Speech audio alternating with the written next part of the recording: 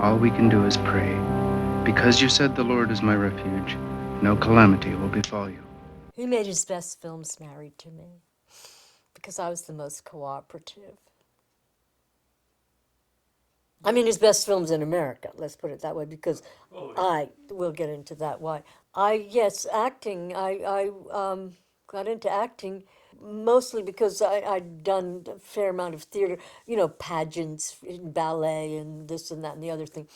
And then when I got into high school, the plays, I always got a good part because I speak clearly and I have a very big voice. Even if it doesn't sound that loud, for some reason it carries. Then the guy, Monroe Wade was his name. He was the director at Stewart Country Day School at the Sacred Heart of Jesus and Mary. He put me up for Essie in The Devil's Disciple, the Shaw play, and at McCarter Theater. And McCarter Theater is a very good repertory company. But I wasn't at all interested in theater. But I went because I think I was a senior, maybe a junior. But it's always an opportunity to get off school. And don't forget, we were in Princeton. And when you're that age, there's a lot of very handsome and attractive young men over on near McCarter Theater. And so I went and I was in it. And Brian Hearn, I think it was.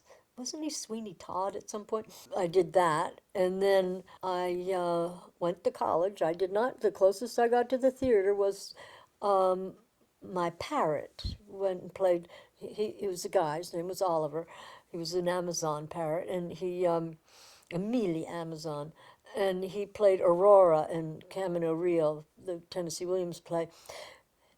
He was on stage with Meryl Streep. He was, you know. And then I get out of school. Actually, I didn't finish because I got huffy in sophomoric and said school was no longer, things were changing a lot. My first semester was all girls, and then they got boys in there.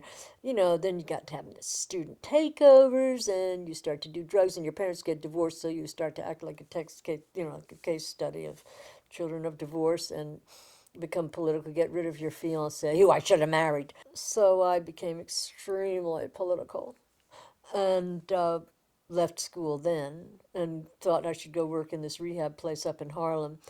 But being, full of myself and a sophomore, I said to the guy who ran the place, well, because I think it might have been a 12-step program. Anyway, we talked about God a lot. And I said, he asked me if I believed in God. And I said, well, sure, but I don't know if it's an old man in heaven with a beard. I said, but I don't know if that's really the greatest thing for, like, stopping drug addiction. I said maybe something more concrete like political action, to change the situation. And I was vindicated because a few years later there were these guys. I think they were called Wildcats or something, and they were ex junkie and jailbirds. And they started a group to clean up up in Harlem, to clean up vacant lots, and I think it was Harlem. And then I spent a summer. I went to see my father in Egypt, and I saw a friend of mine from New York, and he said, "Come to Caracas, which is a place in Spain." And I had lots of drugs, and I spent a summer under the volcano, and then came back to America and decided I wanted to go live in England. So I went in January. This is when I should have been going back for my senior year, but instead I opted to go to London. And a friend of mine, the one who encouraged me to go to Spain, had taken up with the girl whose father was a doctor, and he had been a junkie because he'd been a junkie when he'd been with Janis Joplin for a while, and where he discovered the junk, and he found files of tablets of morphine in the medicine cabinet in the doctor's house. And the beautiful daughter, who looked like a pre-Raphaelite, I mean, truly beautiful. And when I went back, he and I became roommates because I needed to find a place to stay. And I guess he didn't have, I guess maybe, I don't know where he was staying before that. But we got a place, and I started doing heroin myself. And then I saw the police were watching my place, and I decided to clear out because my roommate was pissing me off because he wasn't paying his share of the dairy bill. Dairy in London back then, potatoes, bacon, bread, butter, wasn't just milk. So I went to go live in a squat in Twickenham, and then I decided I didn't want to do drugs anymore, and my visa was about to run out. So I was a very enthusiastic junkie for 6 months, and then I lay in bed for 3 days, and which gets over the worst of it, even though you're very tempted to like try and get back into it. Yeah, who really wants to be a junkie if you think about it? You realize that you just put it off, you're just going to have to go through the same thing every time you don't stick with it. So I went back to America, did this little of this, a little of that, and then I asked my mother, I said, what can I do that's the opposite of like being a junkie, some kind of debutante thing, preppy thing. I said, I'm decorating. So I thought because, Sister Parish was from up here and a friend of my grandmother's, I thought decorating. Well, she, she got me a job at Graf Fabrics. I wasn't going to jump right into like decorating houses, but I had, not knowing anything about it. And then these two women had a firm, the Maple Walnut Studio. They wanted someone to help them because the one of the women, this Ariana Vakovic, I think her name was name like that, was a friend of Givenchy, and he wanted to do ready to wear. So I worked with that, and I didn't like it, so I quit. And I'm sitting there in the summer, and we went out to Piping Rock and had lunch with my grandmother. She asked me what I was doing with my life, and I said, I don't know. I don't know what to do. And I felt like I needed to do something big, but how do you do something big when you're right out the gate? And I had enough money that I didn't have to worry about feeding myself, which is bad. I think children should have to like crawl before you run, or walk. It's like if you learn to put a roof over over you and food on the table, then you know how to survive. But if you don't, if you're denied those initial, the sort of baby steps, it's very hard to grow up. So I'm just feeling kind of shiftless. And my brother had been depressed, and my father had gone and studied at the neighborhood playhouse, I guess for writing or something, I'm not quite sure. So Nick was thinking he'd go to the neighborhood playhouse. And I thought, oh, I could do that for the summer, just go for the summer, because I heard that it was very tough there. And you came out either an actress or actor or you killed yourself kind of thing. So I figured, oh, well, suicide's life changing. But because acting was not really very interesting to me. And I liked pitting myself against something that was supposed to be tough. And it was tough, but it was also, you know, creative and invigorating. I mean, I loved the neighborhood playhouse. And so I absorbed everyone else's enthusiasm and decided I wanted to be an actress, and signed up for the 2 year program and graduated, and then got the part in Hair and met Ulli, and had that wild beginning to the courtship, this discourteous courtship.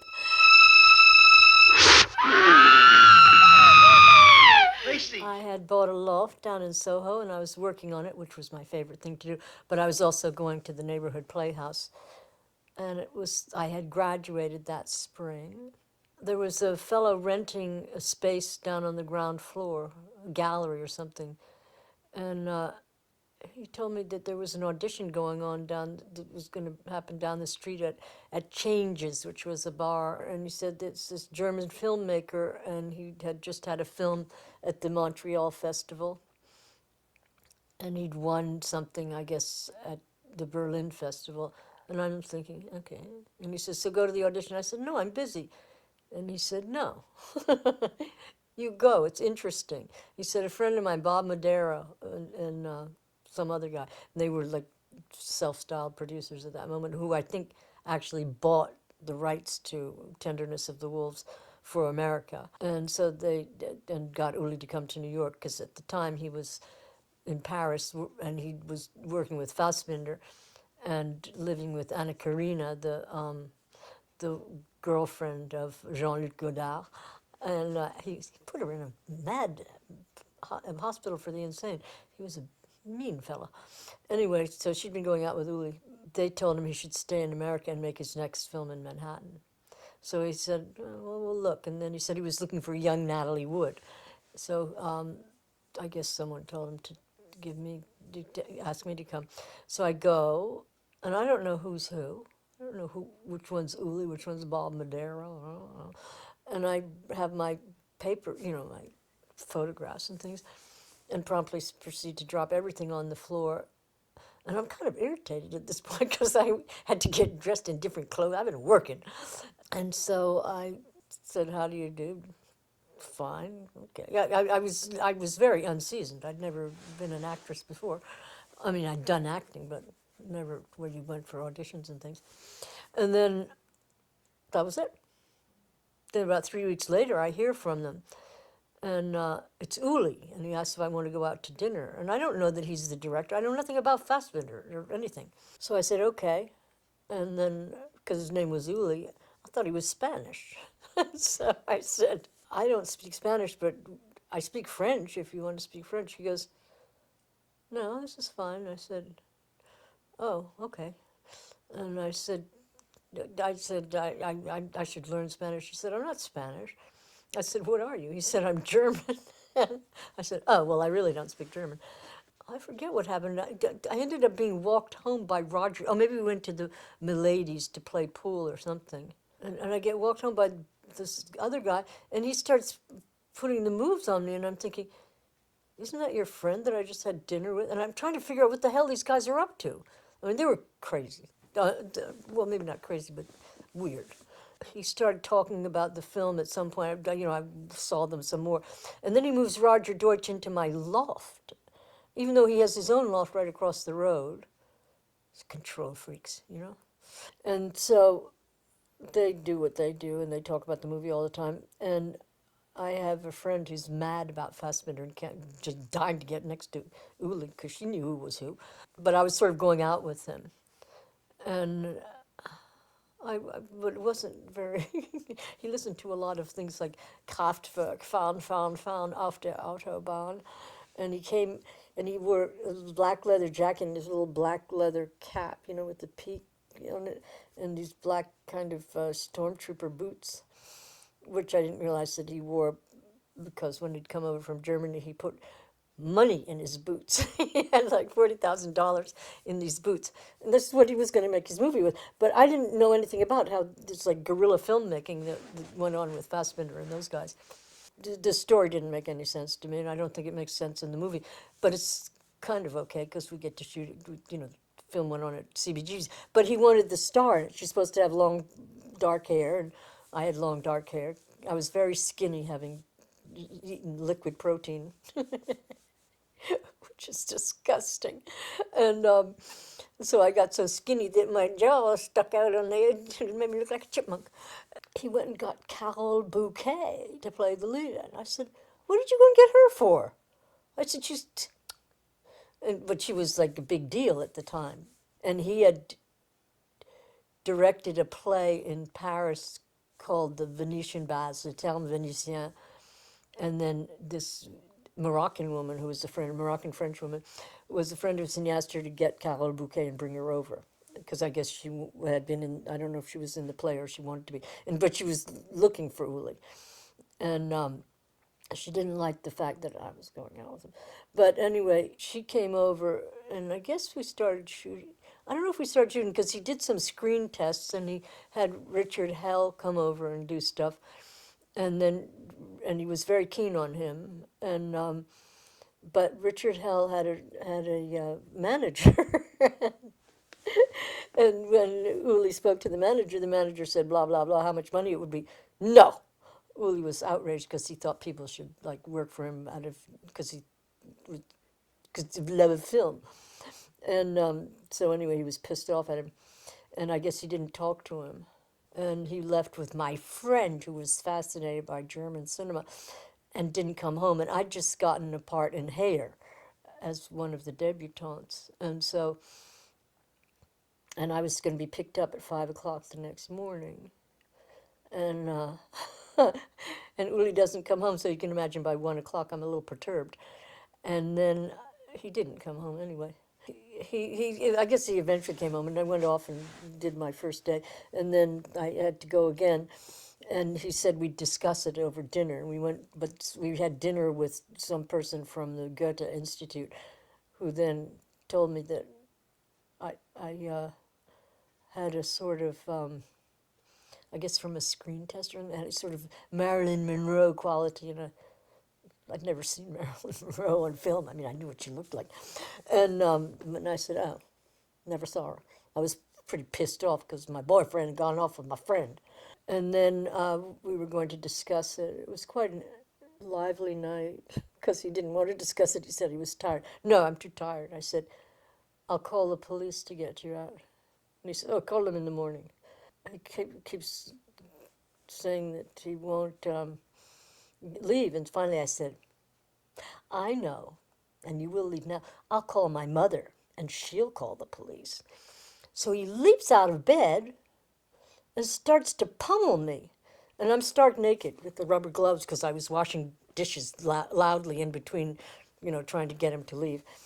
And Roger Deutsch is sleeping in the other bedroom. And because I'm such a wise guy, I look at him and I say, "Ooh, such passion, a lot more than you show between the sheets." And then he really starts to pound me. So I dart off and try to get to Roger Deutsch. I said, "He's trying to kill me, he's trying to kill me." And I'm reaching for the phone. And these phones back then are heavy. And so I grab it to give to Roger to call the police, who's like Mr. Numbskull, doesn't do anything. So Uli grabs the phone and starts to beat me with the phone. Ever the director, he never hit my face. And so I go off to do hair the next day. And Milos Forman, we were in our debutante dresses, and he lifts the skirts up and he looks, and I wouldn't let him. And he was annoyed. I didn't want him to see that I had these bruises that looked like black eggs on my legs from the telephone. I get back home, and at some point, a few days later, well, I'm still pretty churned up about the fact that my best friend made off with my boyfriend for a night or two. So Richard Hell calls and asks if Uli's still interested in him doing the film, and I said I think so. Da da da da da. And they said, I want to talk to you about it. He said, you want to meet me? And then we went to meet at this West Broadway thing. Then I ran off with him for 3 days of living under the volcano, as it were. And then I came home and I just would tell Uli lies every day about where I was, just for the hell of it. And then he goes off to Canada. I had offered him at some point to marry him if he wanted to get a green card, but I did tell him he had to be nice to me. And then so he declined, which I thought I should have paid attention. And he comes back and decides that he wants to marry me. And I said, "Are you kidding?" And I think he went to see if Helen Shaver was in a marrying mood, trying to make up his mind which one was a better bet for a green card. I'm not sure. I don't know, because I think he actually did love me over time. I don't know. Maybe I didn't love him. I married him out of intrigue more than anything. But I did love him because I'm a good, proper Catholic, and you love your husband after a while. We got married on January 26th, 1978, in the middle of this terrible ice storm that was gripping New York. The snow plows coming down from Albany. I mean, it was terrible. People were dying in their apartments and stuff. And we start shooting this Blank Generation with Carole Bouquet and Andy Warhol, who's always benign and pleasant. Uli was someone that could never actually really finish a film. He had to be on to the next one. I mean, he wasn't content with finishing it, even though he was in the cutting room, and editing and doing all that. I mean, he finished them sort of. But so the next one was Cocaine Cowboys, and that's another whole story. Then we went out west to do the sound for it and came back. Then I married him, and then he wanted to write The Boogeyman. I was like, why are we doing exploitation? I thought I married a genius.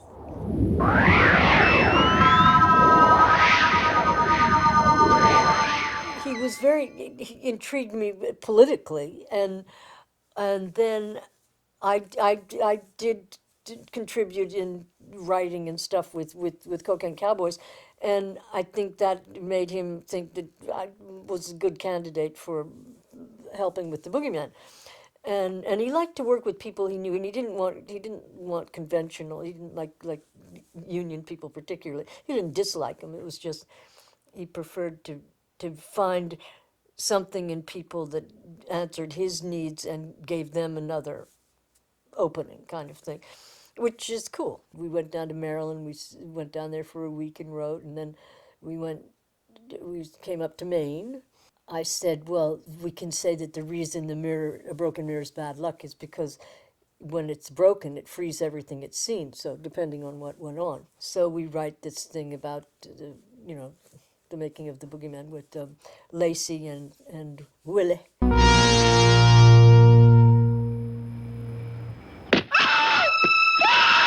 We got this guy who was a friend of a friend in Manhattan and came up to Maine and wrote out a first round of Boogeyman and then did another one. And I did a lot of the dialogue just because I speak English. and, I mean, it's my native tongue. And so we wrote it out. And having been weaned on Charles Addams, I had a kind of macabre imagination. I mean, I like to think of things that are, like special effects and things like that. I think the Kiss of Death was Ulli's, though. I'm not sure who thought that one up in the Boogeyman, but that's a really good one. And then his girlfriend comes looking for him because he doesn't come back, and he turns his head to look at her, like that, and the door hits her butt. She's opened the door and she's looking and it smacks her right into the skewer, and which I thought was a really good thing. No, Hello, Ellie. You look in great shape. You seem to have a real love for this land. I forget what prompted us. Maybe going down to Maryland, and I said, let's go see my aunt and uncle's farm, which is really big and very beautiful, and right on the banks of the Potomac. And they gave us a cabin that was right on the banks of the Potomac, over on the part where they had horses of the farm. The farm sort of went along the banks there. I just loved that farm, and then my mother and I guess spoke to Aunt Phyllis, and she said sure, and she and Uncle Paul are actually in the movie, in the opening shot in that church is where we would go to church when we were down there. So there was that, and then my mother, I prevailed upon her to invest some money, which she did, and I don't know if he was her husband at that point. Yeah, I think he still was her husband, the second husband. She only had two. He built the well in the movie, and he was handy. He's an artist, and he's very resourceful too. I had another friend from growing up in Princeton was one of the children in the house, and the older sister is a friend of mine from Princeton, Lucinda Ziesing, Gillian Gordon, who became a director and producer. She was the mother, and my cousin Noni was the second sister of the family that the Boogeyman attacked. Who else was there? My brother. It was my brother in the film, and my mother plays Aunt Helen.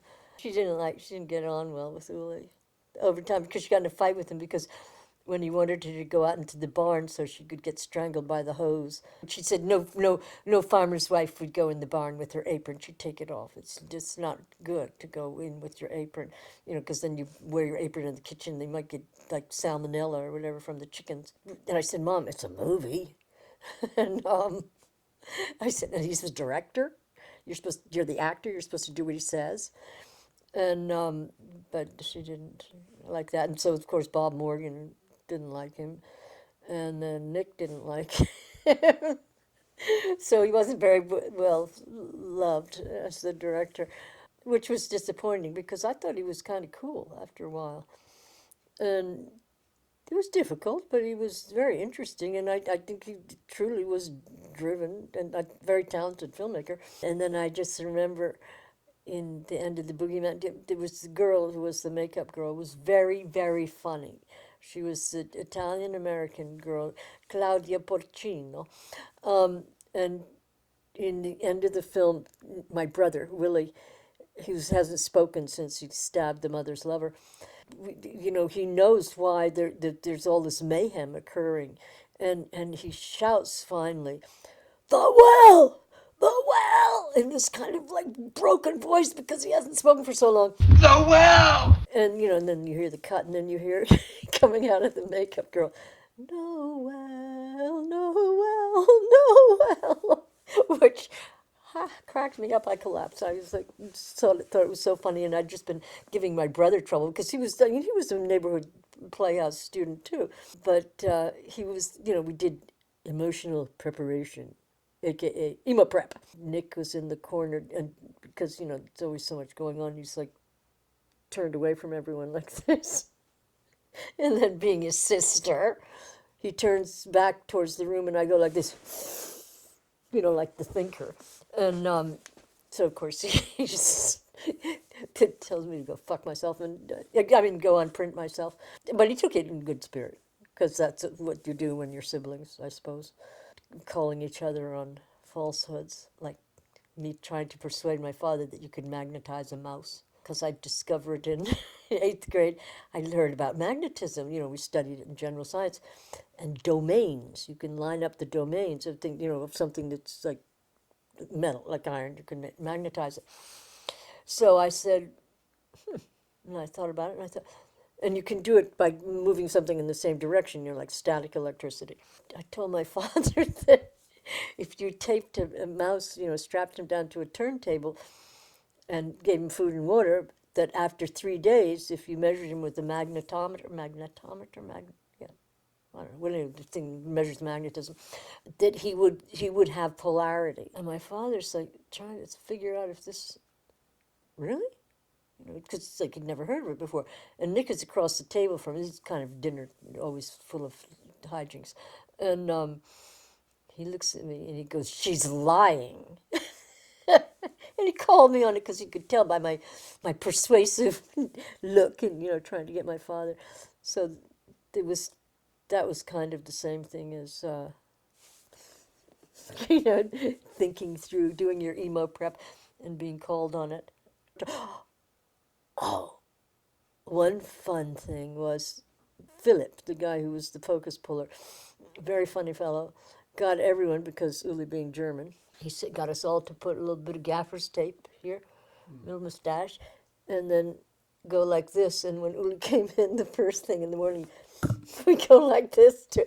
Right hand, I think it is. And so we're all like this. And that got to be quite a thing on almost every production.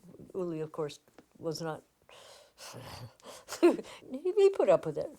He also would say good things because it wasn't his first language, English. So he would say certain things like focus on eternity and instead of infinity. Another good one was mirror breathing, because the mirror was sort of breathing before something would happen. There were things like that which were always entertaining. It's always good to, because I lived with Ulli, so I didn't always notice how funny it is. Not funny to laugh at, but entertaining. Foreigners are when they make mistakes, and not I wasn't not in a derisive way, just that it's charming.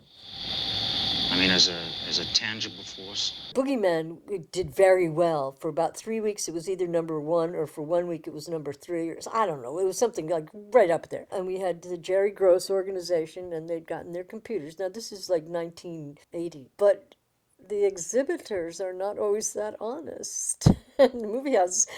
And so, unless you're like a big cheese, like a United Artists or something like that, Columbia, where they really have control, you're going to get ripped off. You're not going to make any money. Jerry Gross didn't make any money. Maybe he made some. You have to pay your dues to get the power to actually get the money. And I don't know that Ulli ever achieved that success. He had films that got a certain amount of acclaim, but I think it was mostly in the foreign market that he did, with the video rights and foreign rights. But I don't think he was always that on the ball about that.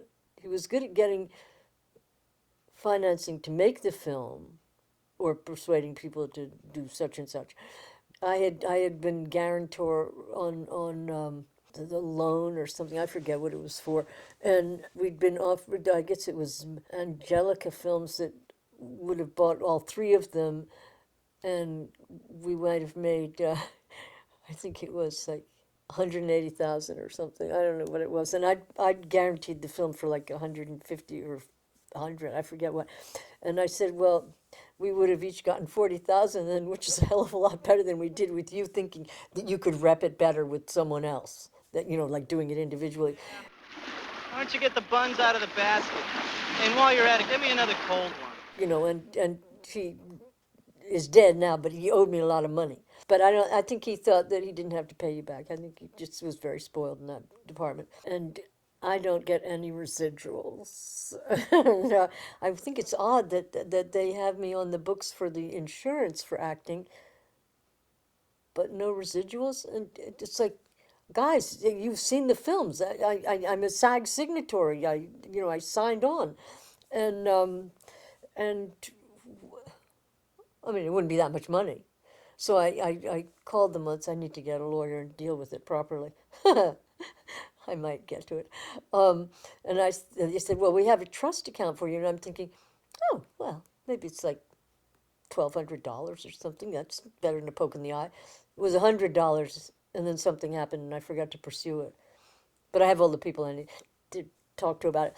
But I had a great satisfaction to be contacted by the Writers Guild a couple of years ago for some kind of customs, foreign levies and things like that, because I am one of the writers on it. I think altogether maybe $80,000. I think I got like 60-some thousand dollars the first year and maybe 30,000 last year and nothing this year. So I think I think the Boogeyman's about tapped out for me in the writing department. But I liked the Writers Guild. I didn't know what a video nasty was, so I had to Google it. And I found out what it was. It's like X-rating kind of thing, but it's kind of righteous. Having gone to the Sacred Heart, which is like the sort of like the Jesuits, they tend to be a little less prudish.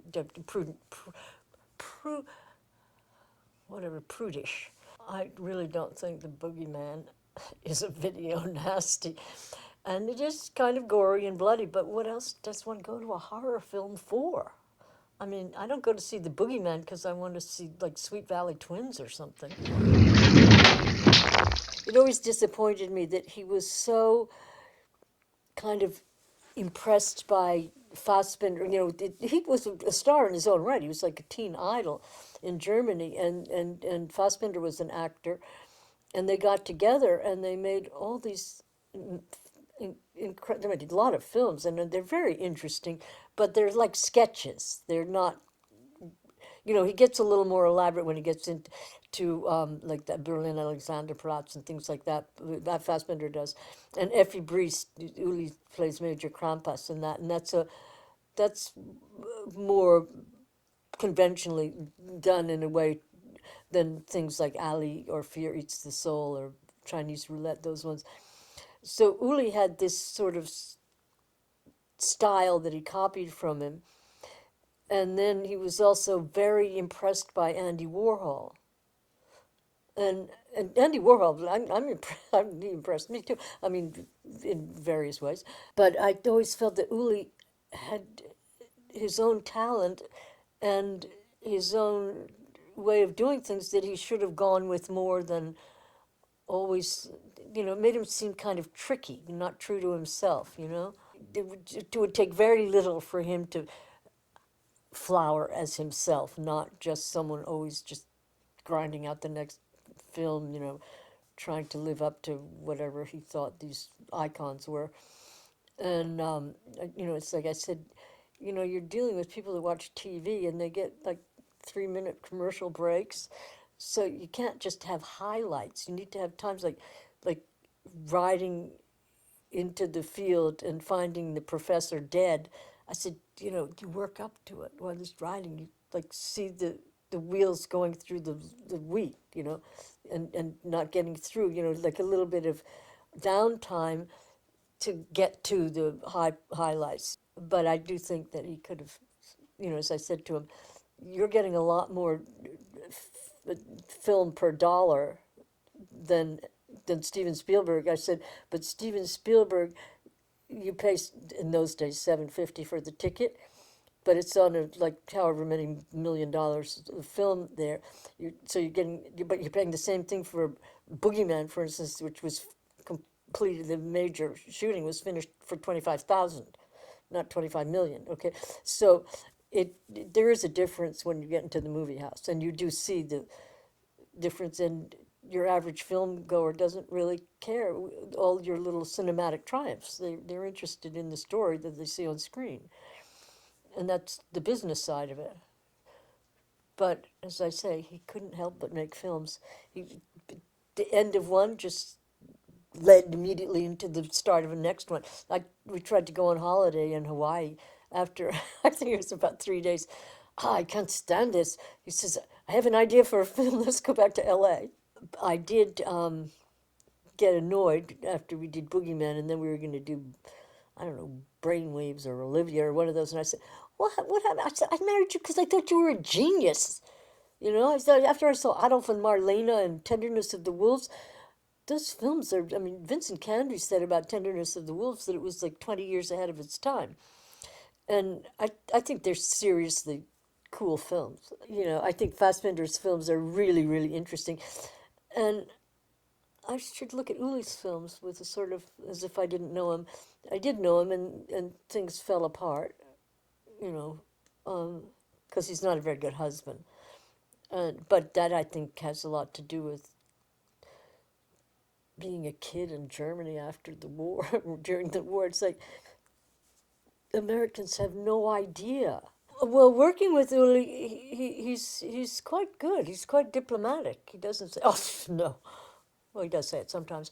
One thing with Ulli, which I think stunted him in a way that would have been better if he didn't feel that he had to wear every hat.